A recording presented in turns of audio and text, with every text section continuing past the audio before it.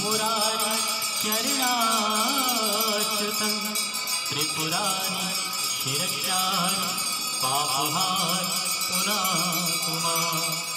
হে নদী, তুমি তো সভ্যতার বীজ। তোমার জলে ভেসে আসে যে পলিকণা, তাতে ভরে ওঠে জীবনের ফসল।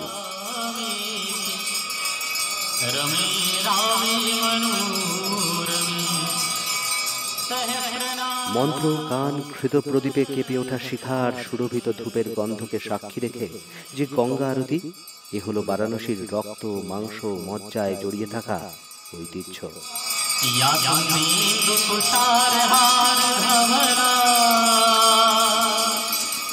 এ তো শুধুমাত্র পুজো নয়, বরং একটা নদীমাতৃক দেশ এভাবেই তার সবচেয়ে গুরুত্বপূর্ণ নদীকে কৃতজ্ঞতা জানায়। কাশী একটা এরকম নগর যে এখানে সব যাকে বলে সব আলমাস্ত। ও কোনো নিয়মকানুন বলে জিনিসটাকে ওরা নিজের ভেতরে আনতে পারেনি, শুরু থেকে অভ্যাস নেই। কিন্তু বহমান গঙ্গা, মোদির বহু সাধের নির্মল গঙ্গা মিশনকে সে কিন্তু দাঁড় করিয়ে দিয়েছে বড় সড় প্রশ্নের মুখে। পরিসংখ্যান অনুযায়ী বারাণসীতে কম করে 1,70,000 পরিবারের বাস।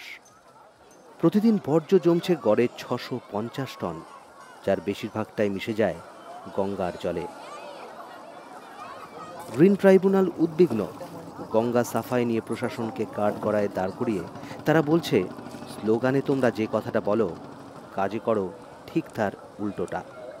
গভর্নমেন্টাল মেশিনারি যারা, তাদের তো চোখ বন্ধ রাখার পয়সা চাই, মুখ বন্ধ রাখার পয়সা চাই, কলম না চালানোর পয়সা চাই। ও চাই গঙ্গা যা হচ্ছে হতে দাও। তো এই যে মেন্টালিটিটা, এটা যতক্ষণ না চেঞ্জ আসছে ততক্ষণ খালি নিয়ম আর কানুনের দ্বারায় সম্ভব হচ্ছে না। 2014 8ই নভেম্বর গঙ্গা পুজোর পর গঙ্গাঘাট সাফাইয়ে হাত লাগিয়েছিলেন প্রধানমন্ত্রী নরেন্দ্র মোদী। এটা তো তার নির্বাচনী এলাকা। এরপর 1 বছরের মধ্যে কেন্দ্রীয় মন্ত্রীরা বারাণসী সফর করেছেন কম করে 100 বার। ঘাট সংস্কার হলেও গঙ্গা সাফাই কিন্তু হয়নি। এখনো মণিকর্ণিকা ঘাটে দাউ দাউ আগুন, দেহাবশেষ মিশছে জলে। ট্রিটমেন্ট প্ল্যান্ট তৈরি না হওয়ায় বর্জ্যের বিষে প্রতিদিন বিষিয়ে যাচ্ছে গঙ্গা। গঙ্গা তো চেষ্টা তো করা হচ্ছে, কিন্তু যতটা তাতে মানে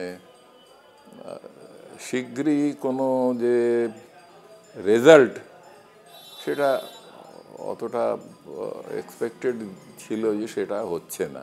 টাকার যোগদান তো খুব হচ্ছে, কিন্তু রেজাল্ট খুব ভালো শীঘ্রই দেখা যাচ্ছে না। কি অদ্ভুত বৈপরীত্য! যে হাতে পুজো করে মানুষ, সে হাতেই সে আবার আবর্জনায় ভরিয়ে দেয়। ঢাক ঢোল পিটিয়ে আরতি হয় ঠিকই, কিন্তু কথা বলতে পারলে হয়তো আজ গঙ্গা বলে উঠত, কথা রাখেনি, কেউ কথা রাখেনি। Bureau report, আনন্দবাজার.com।